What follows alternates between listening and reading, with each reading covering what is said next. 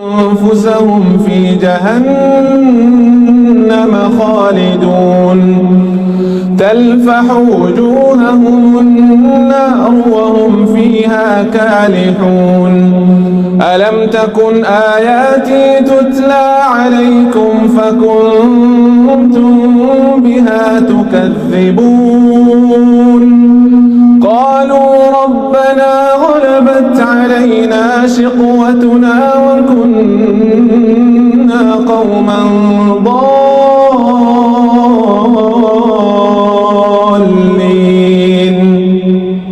ربنا أخرجنا منها فإن عدنا فإنا ظالمون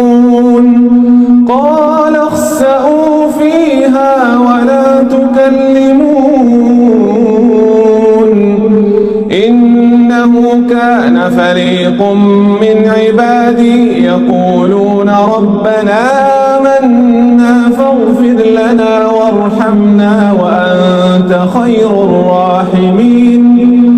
فاتخذتموهم سخريا حتى أنسوكم ذكري وكنتم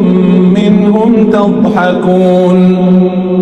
إني جزيتهم اليوم بما صبروا أنهم هم الفائزون قال كم لبثتم في الأرض عدد سنين